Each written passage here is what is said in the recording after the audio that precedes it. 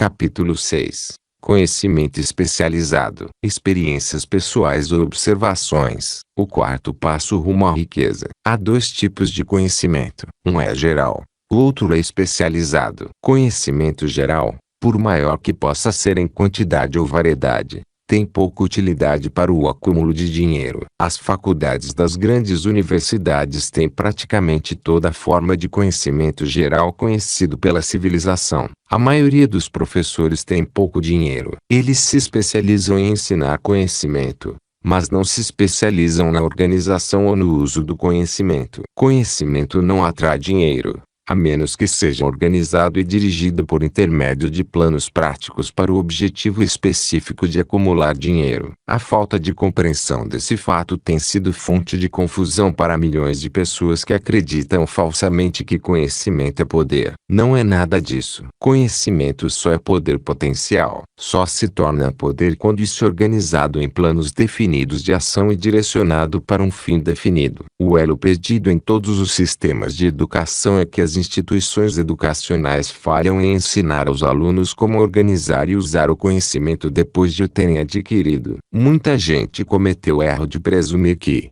por ter pouca escolaridade, Henry Ford não era um homem educado. Aqueles que cometeram esse erro não entendem o verdadeiro significado da palavra educado. Essa palavra é derivada do latim educo, que significa inferir, extrair ou desenvolver de dentro para fora. Uma pessoa educada não é necessariamente alguém que tem muito conhecimento geral ou especializado. Uma pessoa educada é alguém que desenvolveu de tal forma suas faculdades mentais que pode adquirir o que quiser, ou seu equivalente, sem violar os direitos dos outros. Durante a Primeira Guerra Mundial, um jornal de Chicago publicou editoriais nos quais, entre outras afirmações, chamou Henry Ford de pacifista ignorante. Ford protestou contra as declarações e processou o jornal por injúria. Quando o caso foi julgado, os advogados do jornal chamaram Ford ao banco das testemunhas com a intenção de provar ao júri que ele era ignorante. Fizeram muitas e variadas perguntas a Ford,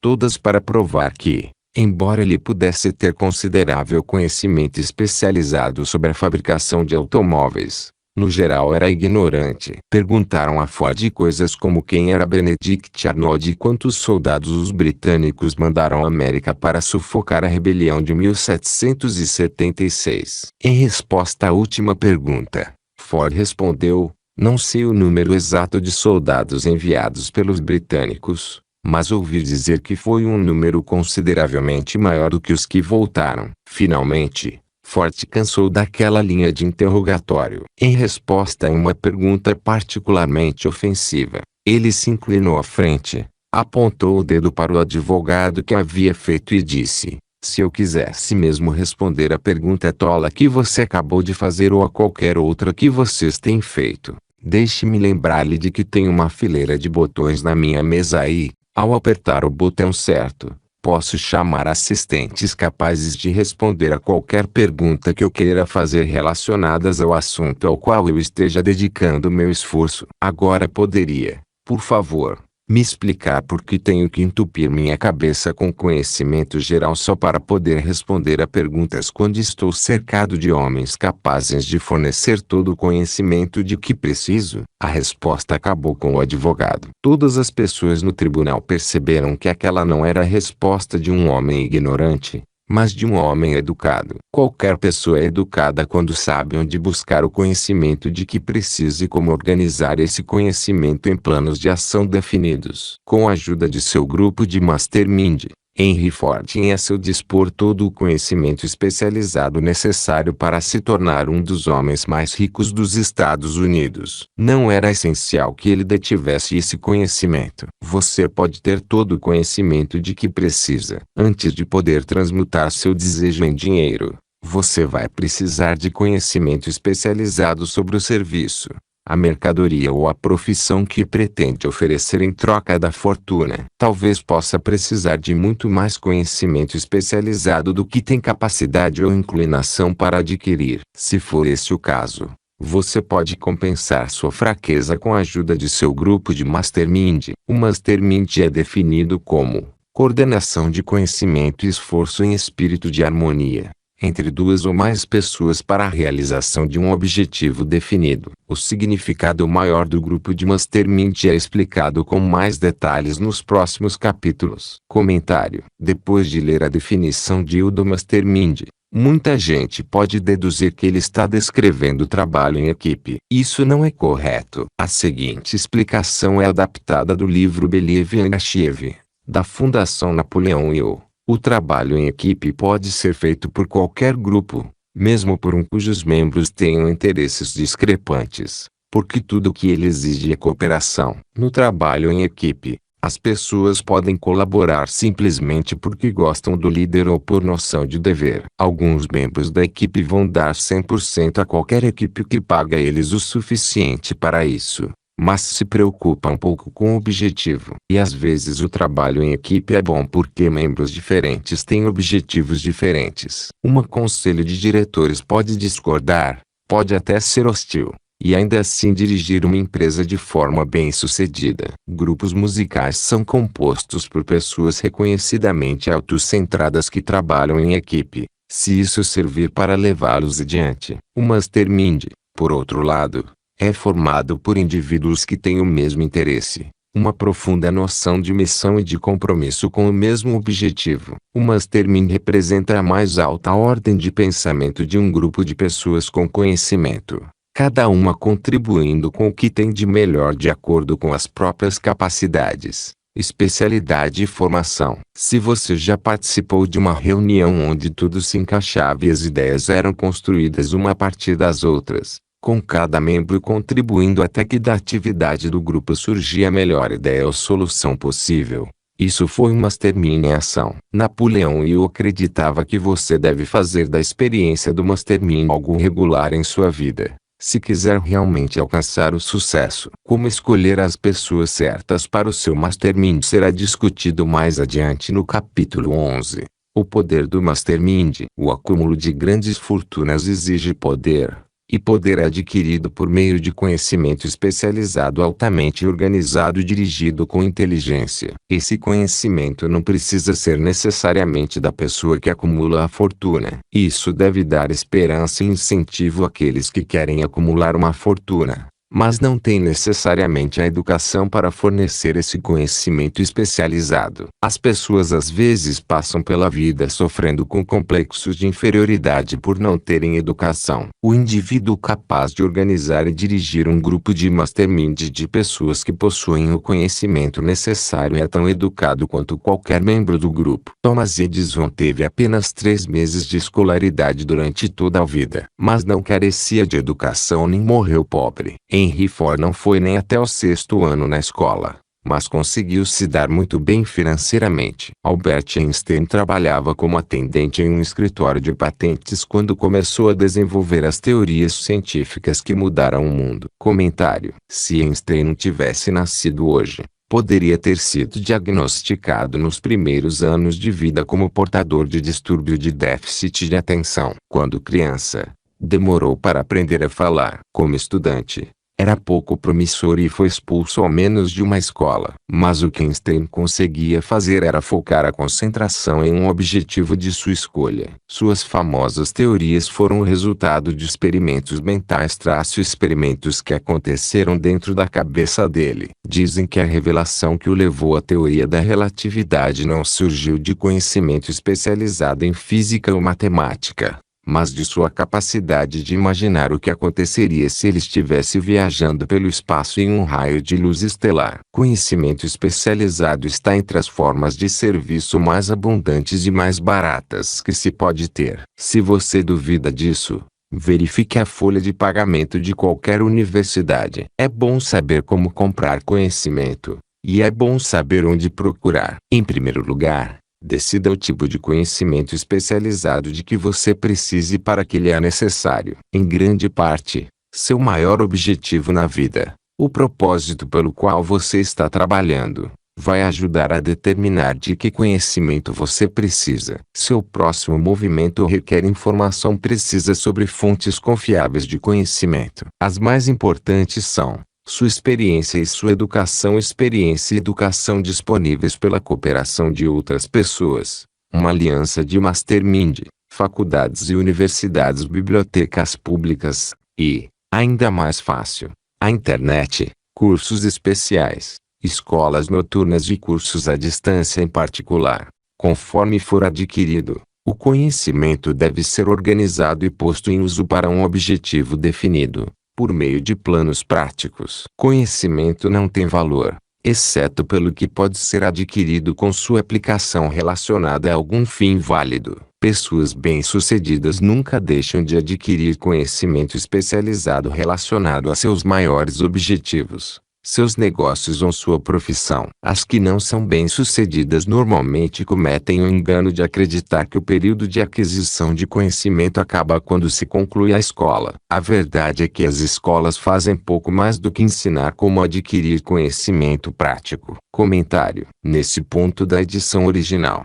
Napoleão Hill incluiu um artigo de jornal sobre educação e oportunidades de emprego. Embora o mercado de trabalho contemporâneo tenha mudado consideravelmente, o autor do artigo, Robert Maury, diretor de colocações na Columbia University, fez alguns comentários perfeitamente alinhados com a filosofia de quem pensa e enriquece ainda hoje verdadeiros. Um desses comentários foi: o homem que foi ativo no campus, cuja personalidade permite que ele se dê bem com todo tipo de pessoa e que tenha feito um bom trabalho com seus estudos, tem uma boa vantagem sobre o estudante estritamente acadêmico. Uma das maiores indústrias, líder em seu ramo, ao escrever para Maury sobre a contratação de formandos na universidade, informou: enfatizamos qualidades como caráter, inteligência e personalidade, mais que o histórico educacional específico. Embora poucos neguem o valor da educação,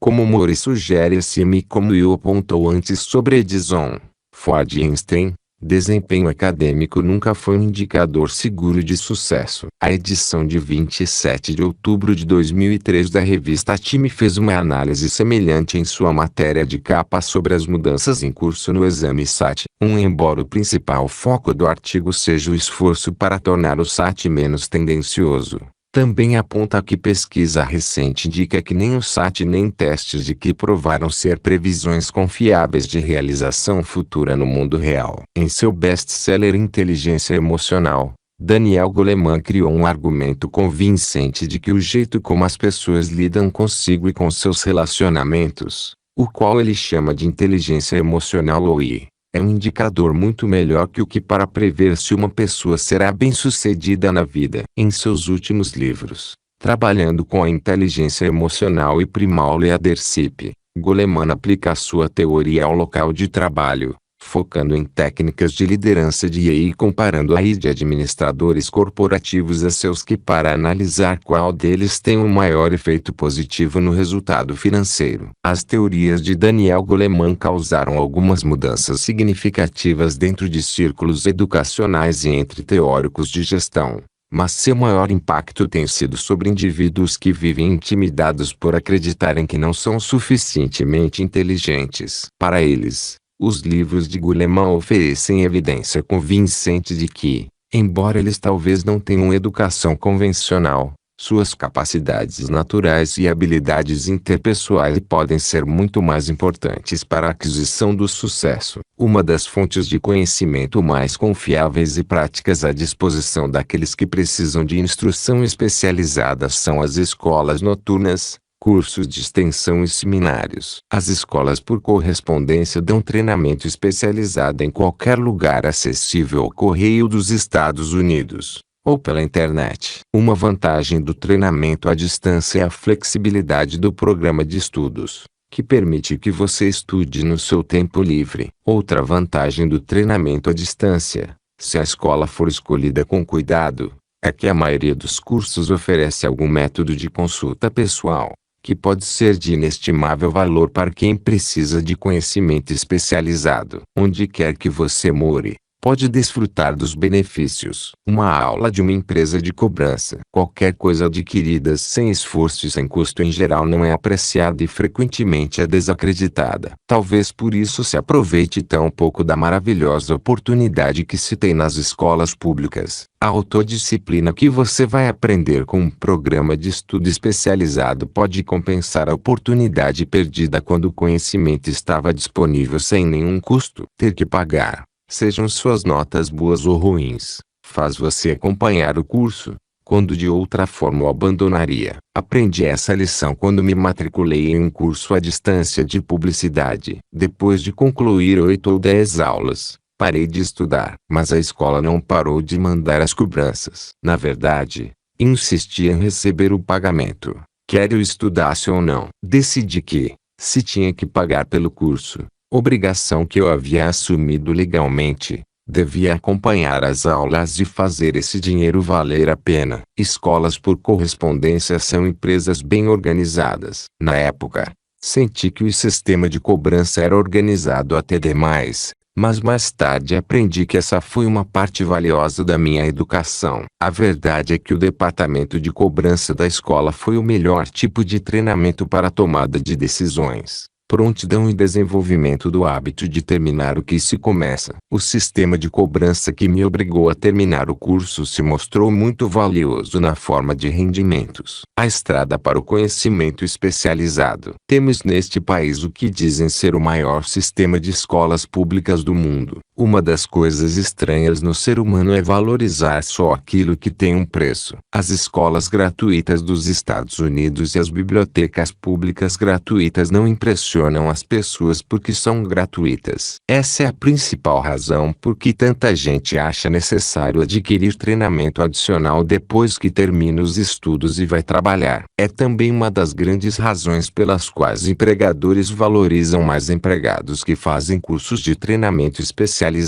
Eles aprenderam que aqueles que têm a ambição para abrir mão de uma parte de seu tempo livre em casa não têm também as qualidades que se traduzem em liderança. Existe um ponto fraco nas pessoas para o qual não existe remédio. É a fraqueza universal da falta de ambição. Pessoas que abrem mão de parte de seu tempo livre para fazer cursos raramente ficam na parte de baixo por muito tempo. Fazendo esses cursos, elas abrem caminho para a subida, removem muitos obstáculos do trajeto e atraem o interesse daqueles que têm o poder para ajudá-las. O método de treinamento à distância é especialmente adequado a quem já começou a trabalhar. É comum as pessoas descobrirem, depois de sair da escola, que ainda precisam de conhecimento especializado adicional, mas não tem tempo para voltar à escola. Stuart Austin Weir era engenheiro civil. Ele seguiu nessa área até a depressão chegar e limitar gravemente o ramo da construção. Depois de uma autoanálise,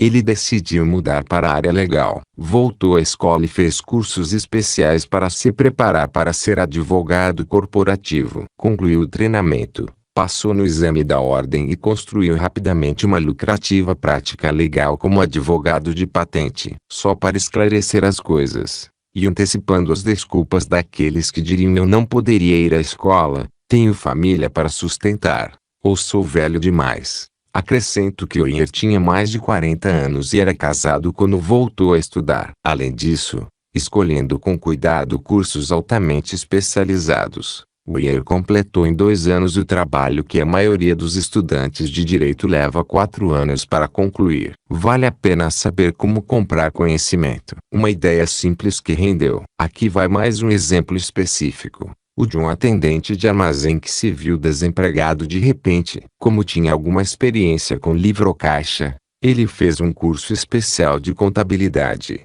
Familiarizou-se com tudo que havia de mais moderno em livros fiscais e equipamentos de escritório e entrou na área. Começando pelo dono do armazém para quem havia trabalhado, esse homem fez contratos com mais de 100 pequenos comerciantes para cuidar de sua contabilidade por uma pequena mensalidade. Sua ideia era tão prática que logo sentiu necessidade de montar um escritório portátil de contabilidade em um pequeno caminhão. Ele agora tem uma frota desses escritórios de contabilidade sobre rodas. Emprega uma grande equipe de assistentes que fornecem aos pequenos comerciantes serviços de contabilidade iguais aos melhores que o dinheiro pode comprar por um custo bem baixo. Conhecimento especializado, mais imaginação, foram os ingredientes que formaram esse negócio singular e bem-sucedido. No ano passado, o proprietário desse negócio pagou um imposto de renda quase 10 vezes mais alto do que o armazém que o havia demitido. Comentário: seria impossível escrever um livro contemporâneo sobre sucesso sem incluir a história de Bill Gates. E,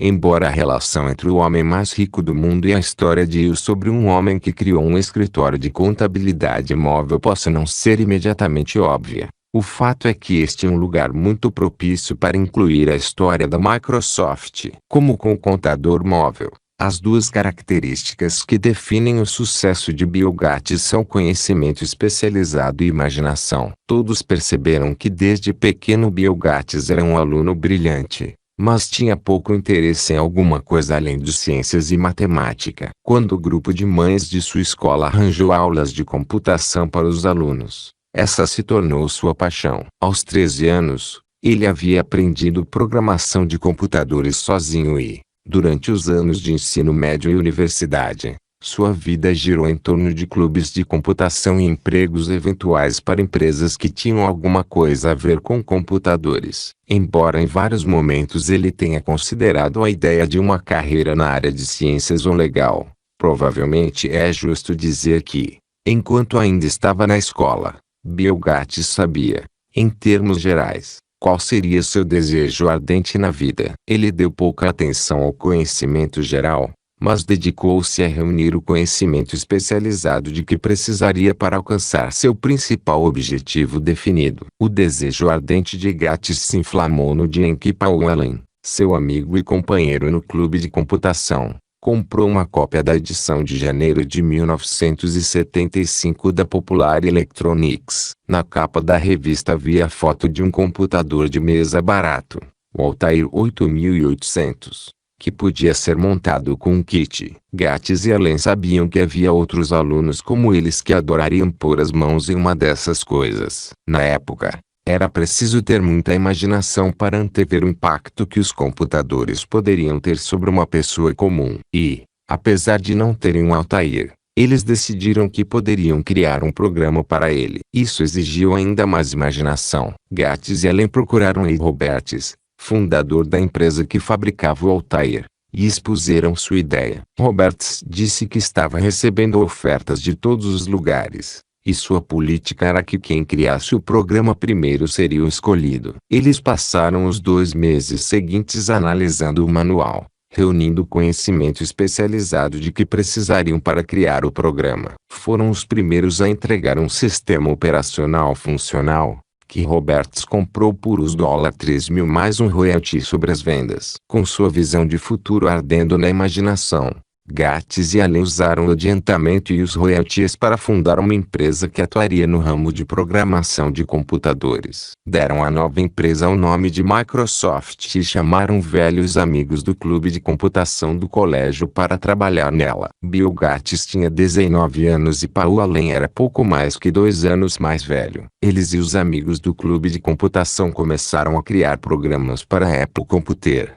Commodore e quem mais contratasse os serviços da empresa. Durante os 5 anos seguintes, Bill Gates e Paul Allen tiveram ideias criativas, mas se concentraram principalmente em adquirir o conhecimento especializado necessário para administrar e ampliar uma empresa de sucesso. Então, em 1980, a IBM, que finalmente havia decidido entrar no ramo dos pequenos computadores, precisou de ajuda para se acelerar. A empresa procurou a Microsoft para encomendar um sistema operacional para o novo computador. Novamente, conhecimento especializado e imaginação foram as qualidades que guiaram Bill Gates. Em sua imaginação, Gates e Allen podiam ver um futuro ainda maior que antes e, com conhecimento especializado sobre o que os computadores podiam fazer, sabiam que papel poderiam desempenhar nesse futuro. Foi então que tomaram 2 atitudes que foram a base do sucesso da Microsoft.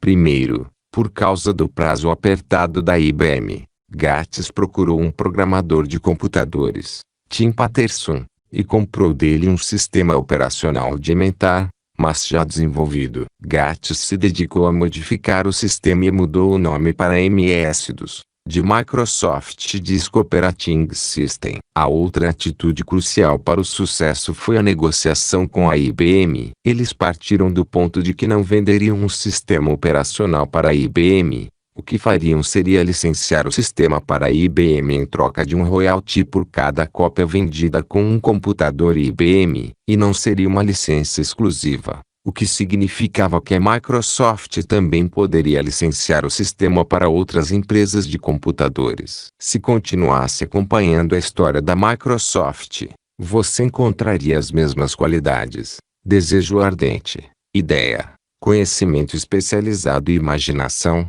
por trás de cada atitude que Bill Gates tomou e continua a tomar, assim como estavam por trás do homem que começou a empresa de contabilidade móvel. O começo da bem-sucedida empresa de contabilidade móvel foi uma ideia. Sei disso porque fui eu que dei a ideia. Agora quero contar a história de outra ideia. E foi meu amigo contador que indiretamente a sugeriu para mim. Quando propus a ele a ideia da contabilidade pela primeira vez, ele disse: "Gostei da ideia, mas não saberia como transformá-la em dinheiro." Em outras palavras, ele não sabia como vender seu conhecimento contábil depois de tê-lo adquirido. Então, com a ajuda de uma jovem redatora, foi preparada uma apresentação muito atraente descrevendo as vantagens do novo sistema de escrituração. O catálogo contava a história da nova empresa com tanta eficiência que seu proprietário logo se viu com mais contas do que podia administrar. Há milhares de pessoas no país que precisam dos serviços de um especialista em merchandising capaz de preparar uma apresentação atraente para divulgar serviços personalizados. Essa ideia nasceu da necessidade de resolver um problema específico,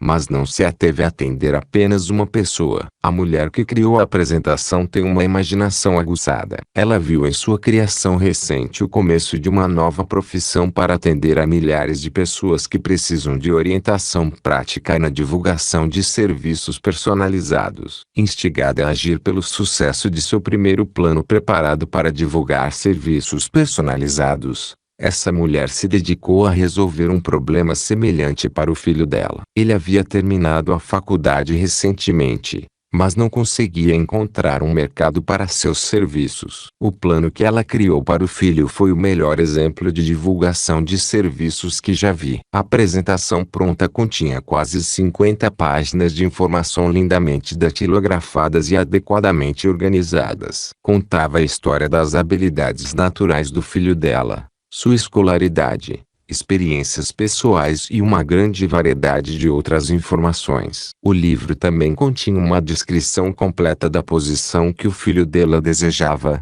junto com uma maravilhosa imagem criada com palavras do plano exato que ele poria em prática ao ocupar a posição. A preparação dessa apresentação tomou várias semanas do tempo dessa mulher, período em que ela mandou o filho à biblioteca pública quase todos os dias em busca de dados específicos para vender seus serviços da maneira mais vantajosa. Ela também o mandou a todos os concorrentes de seu empregador potencial, onde ele reuniu informações sobre os seus métodos comerciais. Isso foi de grande valor na formação do plano que ele pretendia usar para conquistar a posição que procurava. Quando o plano ficou pronto, continha mais de meia dúzia de sugestões muito boas que beneficiariam o potencial empregador. Você não precisa começar de baixo. Você pode ficar inclinado a perguntar: por que se dará todo esse trabalho para arrumar um emprego? A resposta é: fazer bem uma coisa nunca é se dar ao trabalho. O plano preparado por essa mulher para seu filho o ajudou a conseguir o emprego na primeira entrevista, com um salário determinado por ele. Além de tudo, e isso também é importante a posição não exigia que o jovem começasse de baixo. Ele começou como executivo júnior, com um salário de executivo. Por que se dará todo esse trabalho?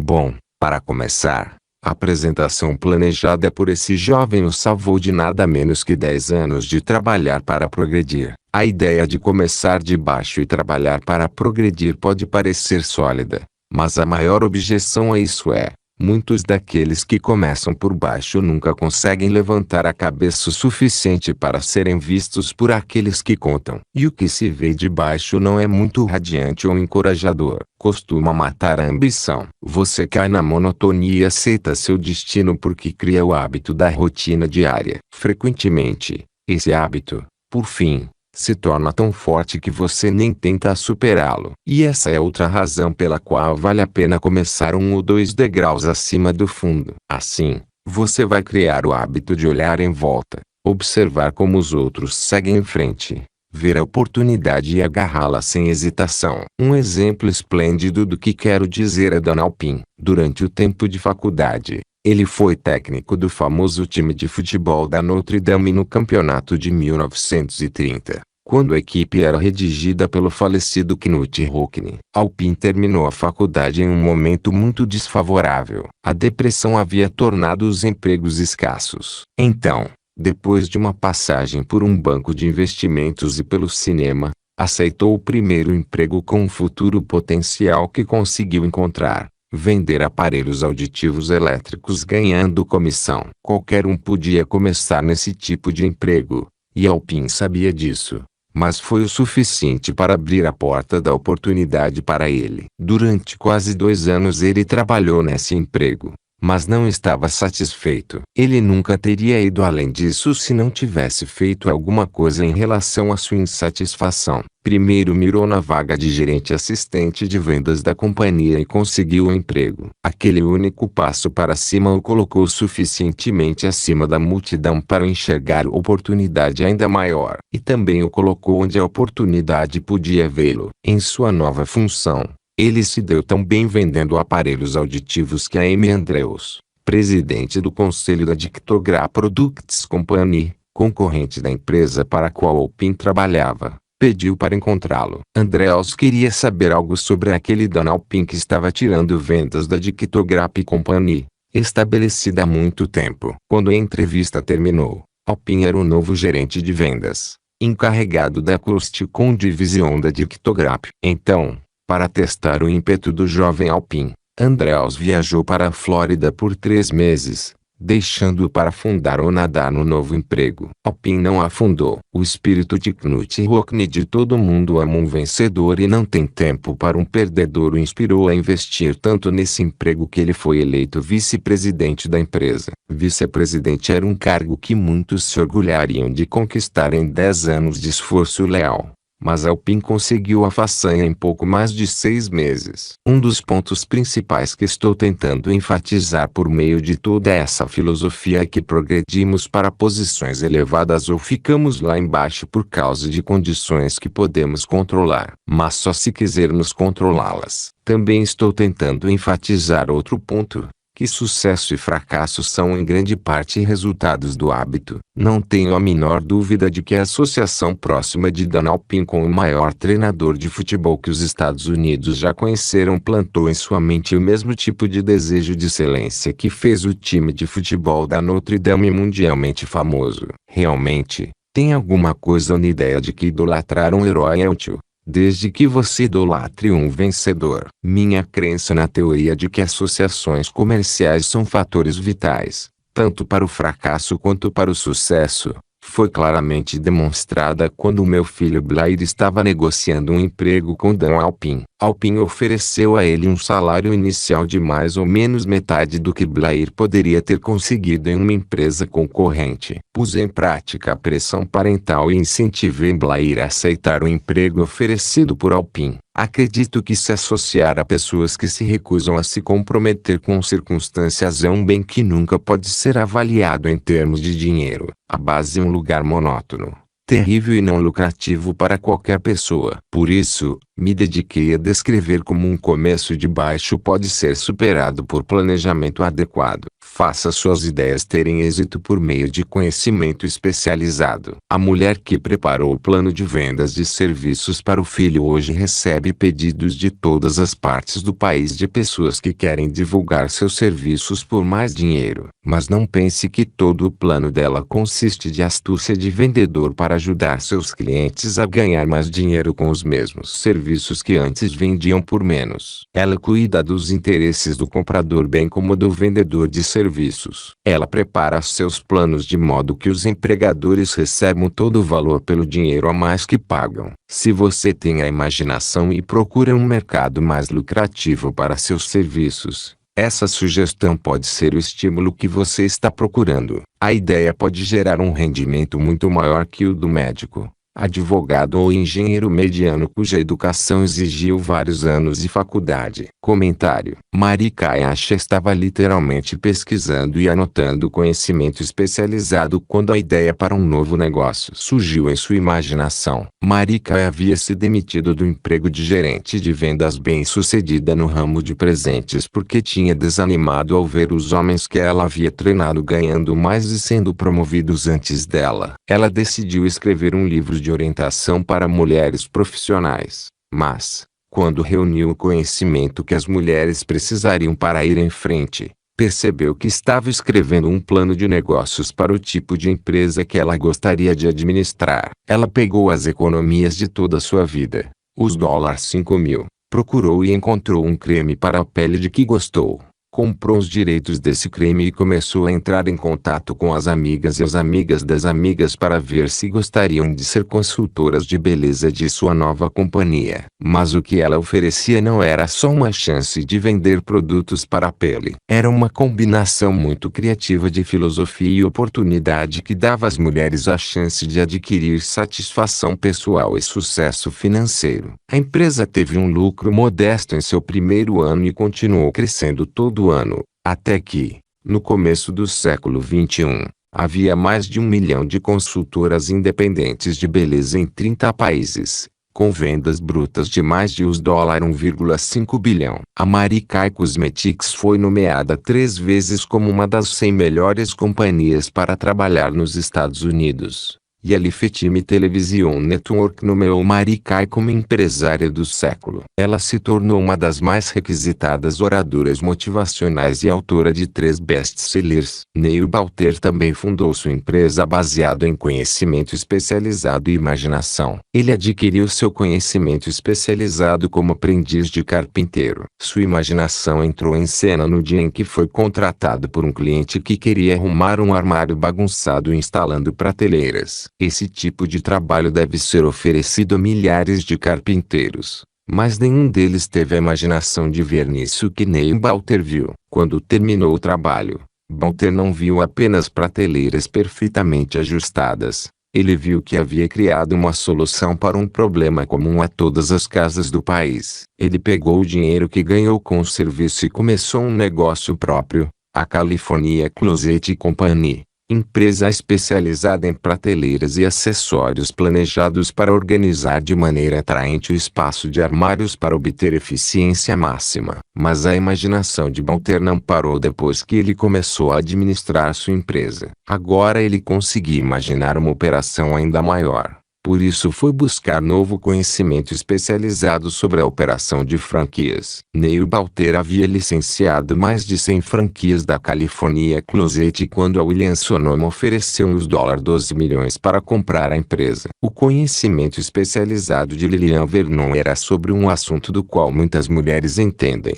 mas sem ter a imaginação dela. Citando sua autobiografia, Annie for Winners, bolsas. Eu entendia delas. Por que não vender bolsas e cintos que combinavam? Toda adolescente que anda pela rua em qualquer parte dos Estados Unidos não tem uma bolsa e um cinto. E minhas bolsas ofereceriam algo especial. Cada uma seria personalizada com iniciais. Eu tinha certeza absoluta de que as adolescentes gostariam de itens que as fizessem se sentir únicas. Ela acreditou o suficiente na própria ideia para gastar os $495 em um pequeno anúncio na revista Seventeen. O anúncio rendeu os $32.000 em pedidos. Foi então que Lilian Vernon começou a reunir outros conhecimentos especializados: aluguel de espaço, fabricação de produtos, estoque e envio, tudo de que precisava para transformar a ideia de bolsas e cintos em uma empresa de resposta direta que venderia uma ampla variedade de produtos distintamente monogramados. Em poucos anos ela precisou de mais conhecimento especializado sobre fotografia de produto, layout, impressão e mala direta, porque imaginou ter o próprio catálogo. Começou enviando um catálogo de 16 páginas em preto e branco para 125.000 consumidores que haviam comprado produtos dela no passado. No começo do século XXI, Lilian Vernon ainda selecionava mercadorias e supervisionava a criação de seus catálogos, muitos dos quais hoje têm mais de 100 páginas coloridas e são enviados para milhões de pessoas muitas vezes por ano, gerando aproximadamente os $250 milhões em vendas anuais. Tem outra história sobre reunir conhecimento especializado, e ela é tão boa que vamos usá-la para concluir o comentário editorial. Ela vem dos arquivos de Napoleão Hill, e, embora ele não a tenha incluído neste livro, muitas vezes a usou como um exemplo em palestras e seminários. Um jovem havia começado a trabalhar para a ferrovia em 1893 como maquinista por 5 centavos a hora. Ele estava sempre fazendo cursos e aprendendo o que podia sobre locomotivas a vapor e,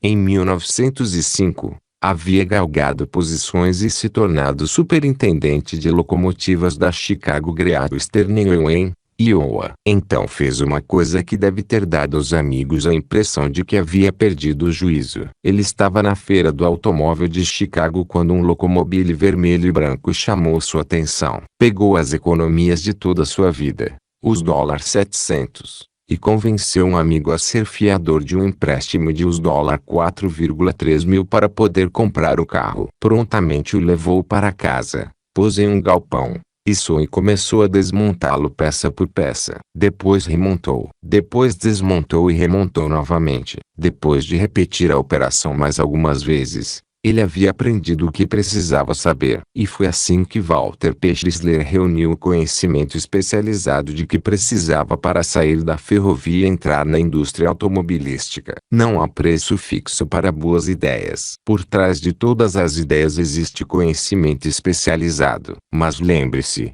conhecimento especializado é mais abundante e mais facilmente adquirido que ideias. Por causa dessa verdade, existem oportunidades cada vez maiores para a pessoa capaz de ajudar homens e mulheres a vender seus serviços. Capacidade significa imaginação, a única qualidade necessária para combinar conhecimento especializado com ideias para criar planos organizados que vão produzir riqueza. Se você tem imaginação, este capítulo pode trazer uma ideia que será o começo da riqueza que você deseja. Lembre-se, a ideia é o principal. Conhecimento especializado pode ser encontrado ali na esquina, em qualquer esquina. A felicidade está em fazer, não só em ter.